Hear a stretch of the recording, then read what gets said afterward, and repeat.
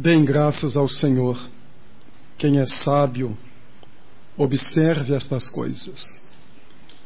A leitura bíblica será feita no Evangelho de Mateus, capítulo 9, do versículo 32 ao 34. Mateus 9, 32 a 34. Por favor, coloquem-se em pé.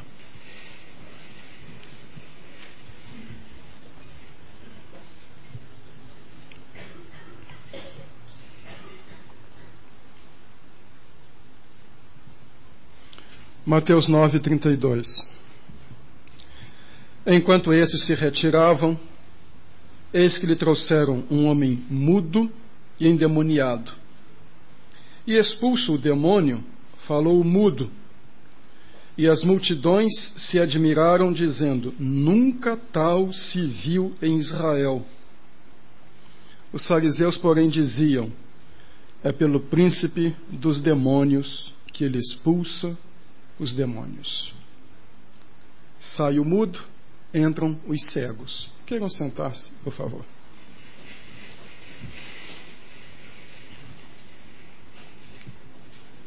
Vamos recapitular onde nós estamos.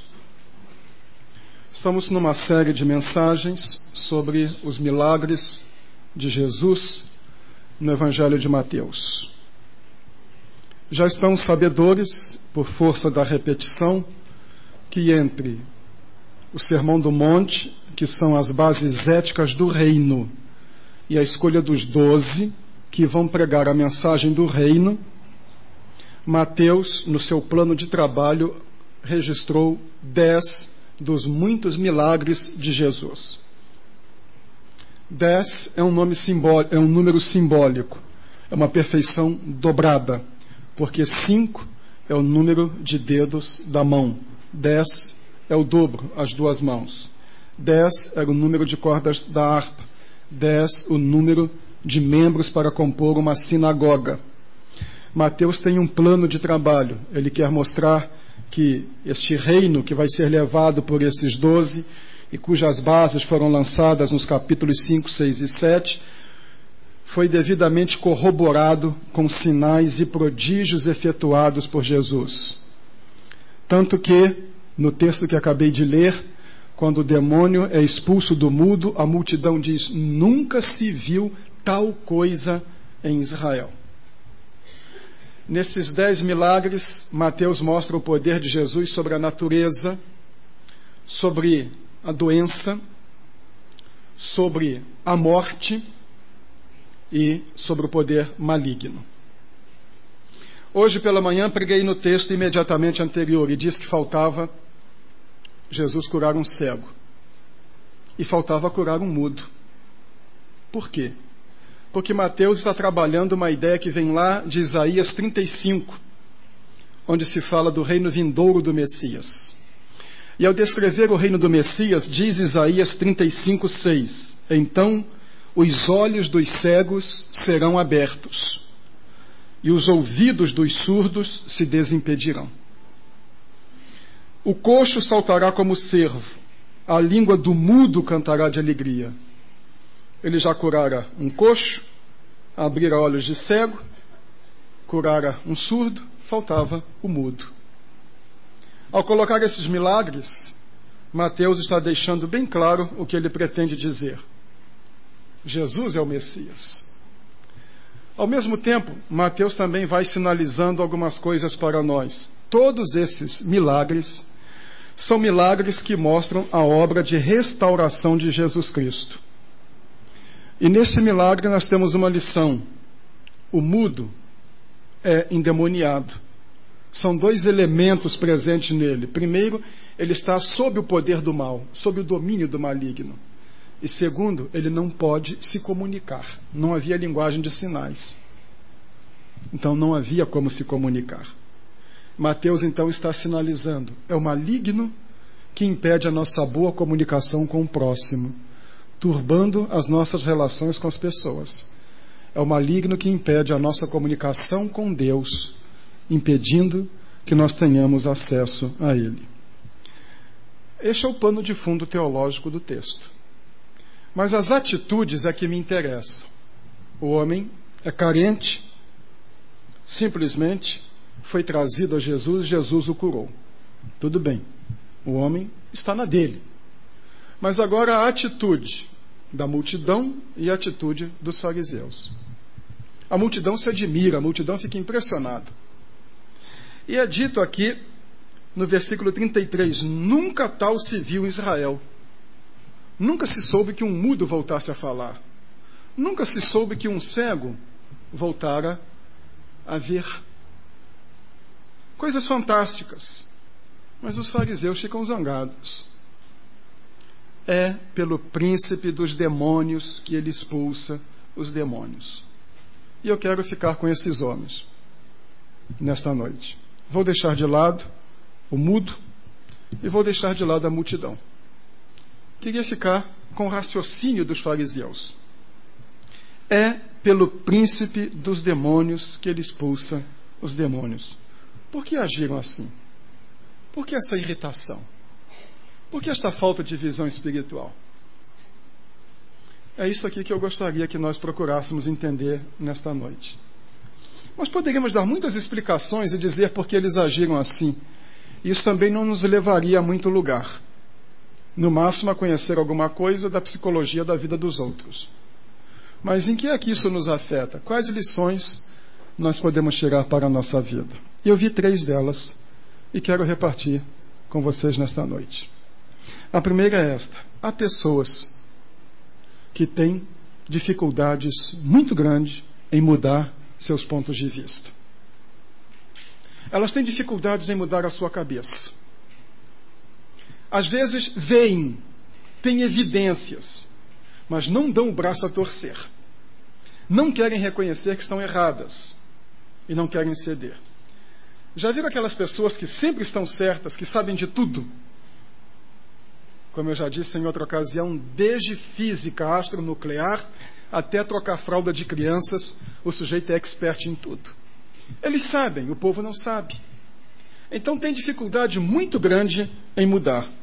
Esquemas mentais formados, afinal, eles eram doutores da lei, eram teólogos. Eram homens que estudavam as escrituras o dia inteiro.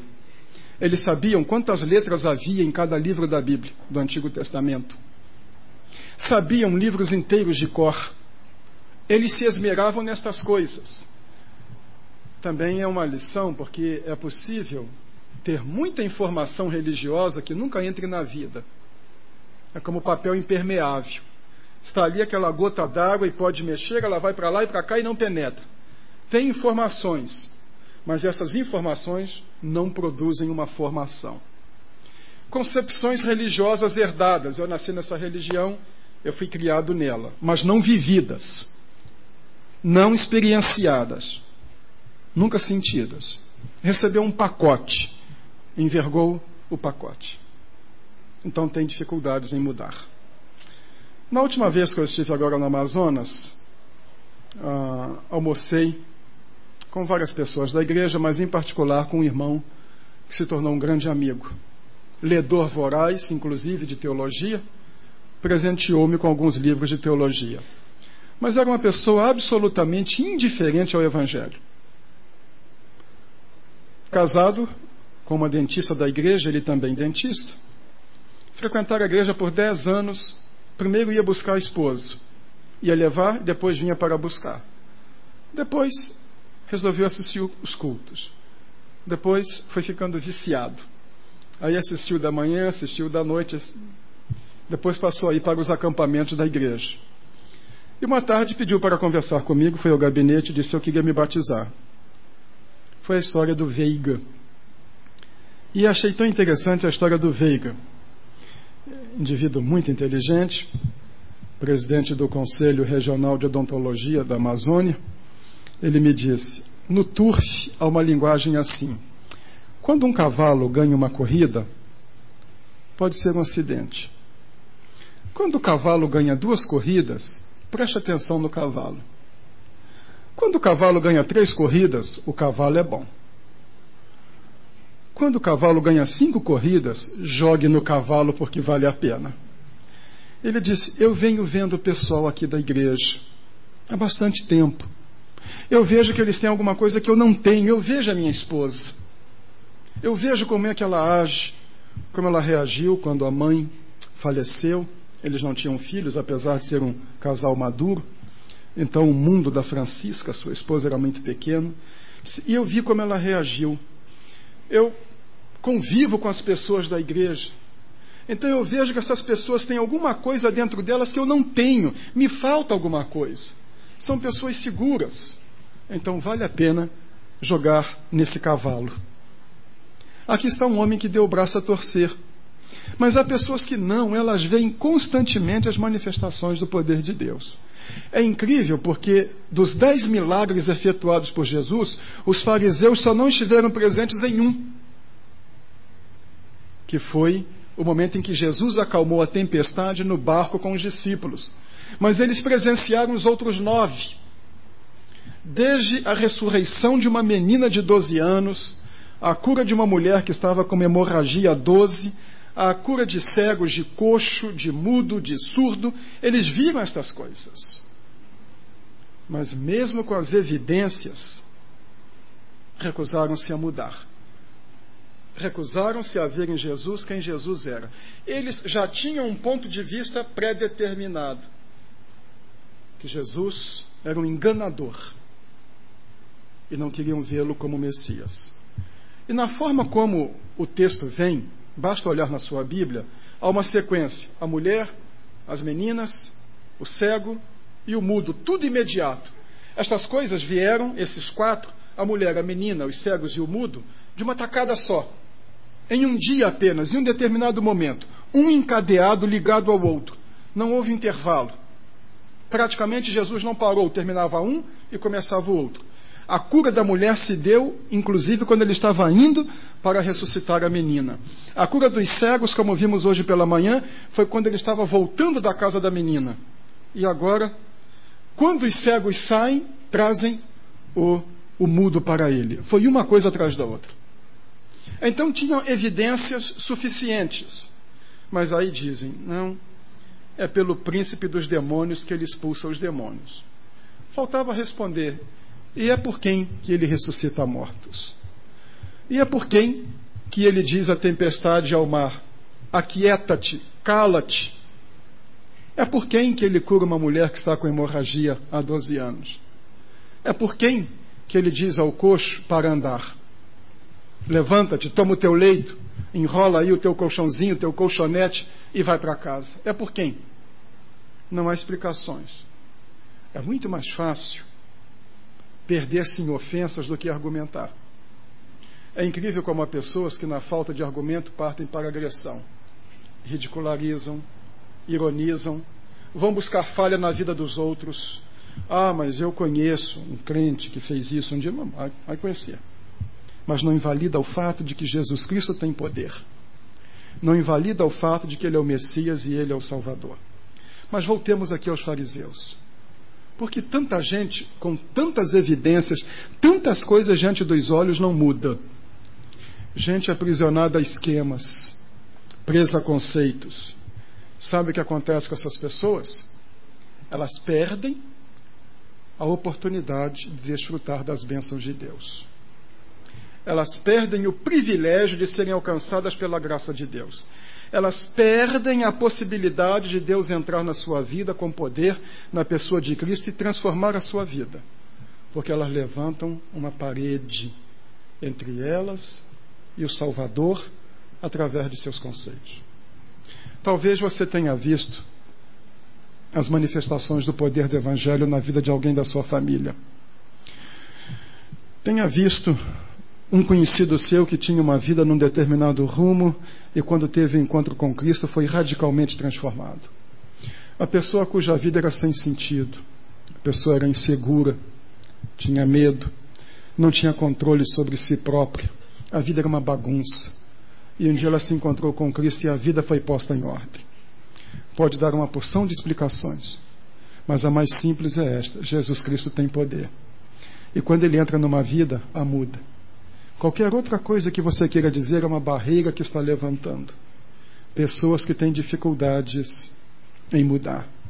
Se o pior cego é o que não quer ver, o pior mudo é o que não quer falar e confessar a verdade de que Jesus tem poder. Não faça como esses homens. Não se prive da graça de Deus e do poder de Cristo por causa dos seus esquemas. Você é que será prejudicado. Uma segunda razão. Há pessoas que têm dificuldades por causa do orgulho. Porque esta era a posição dos fariseus. Nós sabemos, e o povo não. E quem é esse Jesus? Afinal, ao que sabemos, ele é um carpinteiro, ele é o filho do carpinteiro. O fato da multidão estar dizendo nunca se viu tal coisa em Israel, não significa muito. Porque lá em João 7 eles dizem, esta multidão é maldita. É assim que eles viam a multidão. Não estamos ligando a mínima para o povo. Eles não, eles eram gente culta. Eles tinham erudição. Quem era Jesus? Um braçal, um operário. Ora, o que vocês pensam? Eu vou entrar nessa igrejinha daqui e vocês vêm com essa conversa. Eu sou uma pessoa preparada, eu tenho cultura, eu tenho estudo, e vocês pensam que com meia dúzia de palavras vão me levar no bico? Não foi esta a palavra de um rei, a Paulo? Por pouco me persuades a que me tornes cristão? Com ironia. Com tão pouco você quer me converter? Eu me submeter a ele? Essa era a pergunta dos fariseus. Se nós reconhecermos este homem, onde é que ficam as nossas décadas de estudos teológicos? Onde é que fica a nossa posição, a nossa hierarquia? Vocês não estão pensando que nós que somos a elite do povo, os que conduzem o povo, os que fazem as leis, porque lá o poder civil e o poder religioso estavam entranhados, eles eram a elite religiosa e a elite administrativa e jurídica nacional. Vocês não estão pensando que nós vamos cair nesta conversa? Evidentemente, nós esperamos o Messias, mas o Messias deve ser alguém mais refinado, alguém mais culto, não um homem com esses pés aí empoeirados, não um homem aí recebendo essa patuleia, mas alguém que tenha preparo. Crer seria mudar. Mudar é reconhecer os erros. E tem gente que nunca está errada. Vou lhes mostrar agora como eu sou um sujeito erudito. Vou citar um grande personagem filosófico, o professor Girafales. Então dizia lá o professor Girafales, numa discussão com seu Madruga, eu nunca me enganei, eu nunca me equivoquei, eu nunca estive errado. E o seu Madruga, puxa, aí ele disse, bem, tirando o charuto da boca, só uma vez eu estive enganado. E o seu Madruga, e quando foi? Ele disse, uma ocasião em que eu pensei que estava enganado. Eu nunca me engano. Aqui está essa síndrome de professor Madruga, de professor Girafales. Tenha muito cuidado. O orgulho precede a queda. E o orgulho causa ruína. A Bíblia diz, por causa do seu orgulho, o ímpio não investiga. Ele se recusa. Não é o que muita gente diz? Evangélico? Isso aí é gentalha. Isso aí é tudo gente com uma cabeça desse tamanho, que é de ostra. Pastor, é tudo picareta. Tá todo mundo lá iludido, todo mundo atrapalhado. Aqueles homens não eram nada. Quem é esse cego? Quem é esse mudo? Quem é essa mulher? Nós somos os doutores da lei. Agora nós estamos 2000 anos depois. Façamos uma pergunta. Quem são esses doutores da lei? Quem foram eles? Quais são seus nomes? Que impacto deixaram no mundo? Que transformações fizeram na sociedade? E Jesus Cristo? Quem era ele? Quando Jesus disse, pelos seus frutos os conhecereis, estava dando um princípio para reconhecermos quem é quem. Mas, ao mesmo tempo, estava exibindo um padrão para que nós o julgássemos. Olhem para a história. Vejam a sombra de Jesus Cristo na história. Mais livros se escreveram sobre ele do que sobre qualquer outro personagem. Mais músicas se compuseram sobre ele do que sobre qualquer outro personagem. Ele marcou mais o mundo do que qualquer outro personagem. Eu creio que pouca gente aceitaria morrer por Júlio César, Alexandre Magno, Ciro o Grande, não Ciro Gomes, que não é meu parente, Ciro o Grande, Nabucodonosor, homens que dominaram o mundo. Quem são? Tozer, em um de seus livros, conta de uma inscrição que aparece narrada por Shelley, um poeta inglês. Shelley encontrou numas ruínas o que seria uma estátua gigantesca, a parte de baixo da estátua, dos joelhos para os pés. E uma placa. Esta placa, escrita na linguagem daquela época e daquela nação, a inscrição era esta, eu sou Osimandias, Rei dos reis, Senhor dos senhores. Olhai para as minhas obras, ó poderosos, e desesperai. E aí diz Shelley que quem olha vê apenas aqueles joelhos de pedra, joelho, canela e pé. As obras de Osimandias, Ramsés III, areia, areia, areia, areia e mais nada. Olhai para as minhas obras e desesperai, ó poderosos. Não era nada. Há tantas pessoas assim. Acham-se intelectuais, muito sábias, acham-se cultas, bem preparadas, são ricas. Deixe-me dizer algo sem ser grosseiro. Você não é nada. E Jesus é. E dentro de 100 anos, por mais famosos que sejamos, que venhamos a ser, talvez consigamos ser um verbete numa enciclopédia. Mas se mundo houver daqui a 100 anos, Jesus Cristo ainda será o nome sobre todo nome. Não haverá um nome sequer para chegar aos seus pés, muito menos para se ombrear a ele. Orgulho é um dos maiores impedimentos a se receber a graça de Deus. Há um hino no cantor cristão que diz: Cristo, Cristo, estás abençoando a outros, abençoa-me também. Parece que esses homens estavam vendo Cristo abençoando outros, salvando outros, mas não estavam sendo abençoados por causa do orgulho. Não feche o seu coração para Cristo. Não se encastele pensando que você é bom e não precisa disso. Não se ponha acima do que você é. Não se esconda. Esses homens esconderam-se atrás de um véu de vaidade, de arrogância, e perderam a oportunidade de ter a vida transformada por Jesus Cristo. Talvez você diga: não, peraí, você não me conhece, eu não sou arrogante. Não, pode não ser esse arrogante grosseiro. Mas muitas vezes esta posição de autossuficiência, de autossatisfação, de julgar que não precisa de nada, que não precisa de mudança de correção de rota na vida, que está satisfeito com aquilo que é, que não busca melhorar e que acha que não precisa de Deus. Isto é arrogância. A Bíblia diz que nós somos pecadores, que nós precisamos e que nós somos necessitados. E quando alguém não se vê assim, está sendo arrogante. Há pessoas que têm dificuldades em mudar, há pessoas que são orgulhosas. E, terceiro, há pessoas que têm dificuldades na sua maneira de ver. Versículo 34.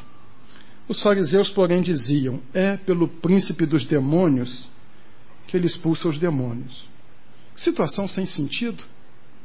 Ele expulsou um demônio e eles disseram: não, ele expulsou esse demônio pelo príncipe dos demônios. A explicação parece que não convence muito. Uma situação semelhante a esta retorna em Mateus 12. Queiram me acompanhar a Mateus 12. Em Mateus 12, Jesus cura um homem que tem uma mão atrofiada, lá no versículo 9. E aí diz o versículo 22, trouxeram-no endemoniado, cego e mudo.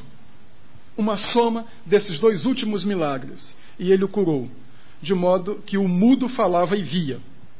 Aí a multidão novamente fica admirada. E diz a multidão em 12:23, é este porventura o filho de Davi? Então eles voltam com essa explicação. Este não expulsa os demônios, senão por Beelzebu, príncipe dos demônios. Então vamos parar um pouquinho, porque agora eles citam o nome do príncipe dos demônios. Em 8:34 só dizem é pelo príncipe dos demônios. E em 12:24, Beelzebu. Beelzebu é um nome composto, Baal-Zebu. Não é um nome hebreu. Era um nome sírio. Baal-Zebu era o demônio das fezes, ou das moscas. Aqueles povos viviam muito da reflexão sobre a vida e, principalmente, a reprodução. Eles precisavam da reprodução humana, da reprodução animal e da reprodução vegetal. Então, o milagre da vida, o fenômeno da vida, os surpreendia muito. E eles notaram que nas fezes dos animais vinham aquelas moscas. E eles ficavam encantados com isso. Como daquilo que foi excretado como pútrido, moscas vinham se alimentar. Então, do que era imundo, pútrido, vinha a vida.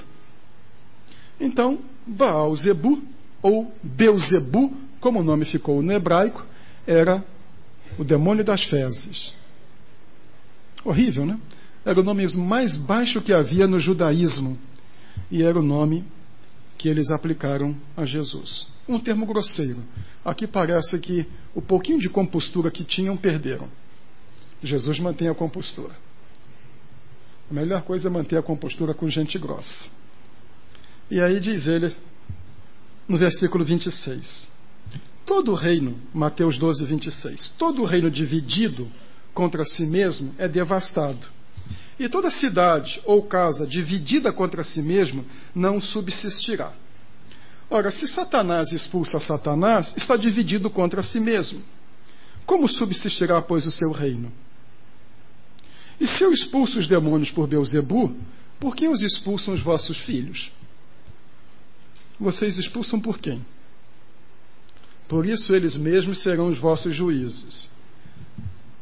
E para encerrar a questão, diz ele, mas se é pelo Espírito de Deus que eu expulso os demônios, é chegado a vós o reino de Deus. Como pode alguém entrar na casa do valente, que é Satanás, e roubar-lhe os bens, que são as pessoas que ele dominou, se primeiro não amarrar o valente? E então lhe saqueará a casa. Ou seja, eu tenho poder sobre Satanás. Eu entrei neste mundo que é dele, eu o limito, eu tenho poder sobre ele, e eu tiro as pessoas que ele escravizou da mão dele. E se parasse aí, já seria uma boa explicação. Mas aí vem 12:30. E 12:30 é a resposta que dói. Quem não é comigo, é contra mim. E quem comigo não ajunta, espalha. Entenderam? Não há neutralidade. Não há coluna do meio com Jesus Cristo. Não há mais ou menos. Ou você está com Cristo, ou está contra Cristo. Eu estou mais ou menos. Está lá no Apocalipse a palavra de Jesus para uma igreja. Porque tu não és frio e nem quente. Oxalá tu fosses frio ou quente, mas porque tu és morno, eu te vomitarei de minha boca. Ou é um ou é outro. Não pode ficar com um pé com Cristo e um pé no reino contra Cristo. Meio salvo. Meio de quê? Meio de lado, ou a parte de baixo, ou a parte de cima. Ou está com ele, ou contra ele. Agora é uma questão muito curiosa, o que Jesus está dizendo. Não há neutralidade com ele. Sempre se opta. Ou se opta por segui-lo, ou se opta por não segui-lo. Mas não seguir pela metade. E agora vem a ironia de tudo isto. Esses homens eram os verdadeiros cegos. Ele curara 2 cegos, mas os 2 cegos que ele curara, a cura deles dependia de Jesus. A cegueira desses homens dependia de autocura. Não era Jesus quem curaria, eram eles que curariam. Eles é que deveriam tirar a venda dos seus olhos. Eles eram cegos do pior tipo de cegueira, a cegueira espiritual. E aí lembramos da palavra de Jesus. É melhor entrar no reino mutilado do que com um corpo são e inteiro perder-se no inferno. viam bem, mas não viam com os olhos da alma. Isso eu disse pela manhã. Saiu o mudo, entraram os cegos. O mudo ele curou, os cegos não se curaram. O texto começa com um homem mudo precisando ser curado e termina com homens cegos que não queriam se curar. Deixe-me fazer-lhe uma pergunta. Você consegue ver Jesus como Ele é? Como Senhor? Como Salvador? Como aquele que deseja mudar a sua vida? Que pode mudar a sua vida? Ou você ainda está cego? Nós vamos para o final. Quanta gente que perde a oportunidade de ter a vida mudada, a oportunidade de experimentar o poder de Deus na sua vida, a oportunidade de ser transformada. Não vê ou se recusa a ver. Não crê, não reconhece e não cede. Alguns se fecham, alguns ofendem, alguns se tornam até grosseiros. O Evangelho exige coragem. Uma das coisas que eu aprendi desde cedo, porque tentaram me dizer, não, esse negócio de seguir a Cristo, isso aí é coisa para mulherzinha. Isso não. Não é para qualquer um, é preciso coragem. Assumir. Dizer na universidade, eu sou cristão, eu creio em Jesus Cristo. Dizer numa empresa, dizer num tribunal, dizer numa sala de aula, dizer no consultório, dizer lá no hospital, eu creio. Eu me lembro de uma cirurgia que eu fiz quando eu tinha miopia em Brasília e fui cirurgiado por um médico da minha igreja. E era uma experiência nova, cirurgia laser de miopia. Esse médico tinha feito um curso na França, voltara e se prontificou a fazer a cirurgia em mim. Sairia mais barato que um par de lentes de contato que eu usava. Não sei se é porque eu seria a cobaia, mas eu confiei nele. E que coisa bonita. Quando cheguei para a cirurgia, a enfermeira veio para a anestesia de colírio e ele chamou a anestesista e disse assim, antes nós vamos orar. E ela ficou olhando para ele, como quem diz, poxa, um cirurgião em Brasília, que fez pós-graduação na França, vai fazer cirurgia, vamos orar? E pôs a mão no meu ombro, pôs a mão nela, pediu que Deus ajudasse, que Deus abençoasse. E como eu me senti seguro. É difícil, é preciso muita coragem para chegar e dizer isso. Não, eu creio e eu vou orar. Então, seguir a Cristo não é para fracos, é para gente que tenha determinação. Mas acima de determinação, é preciso de gente que tenha esse conhecimento. Eu preciso. Eu careço de Jesus. E só Ele pode fazer isso. Então é preciso que eu lhe diga isso. Você precisa de Jesus. Há coisas na sua vida que precisam mudar. Você sabe que precisam ser radicalmente transformadas. Jesus pode transformar. E Jesus pode transformar a sua vida nesta noite. Não seja cego. Não feche os olhos. Hoje pela manhã eu falei sobre o cego que ele curou. Mas estes cegos desta história não se autocuraram. Se você não está vendo bem, abre os olhos. Deixa a luz do céu entrar. Deixa que Jesus Cristo ilumine você e passe a ver. Sua vida pode mudar. Jesus pode mudar a sua vida. Nós vamos cantar um hino em duas estrofes.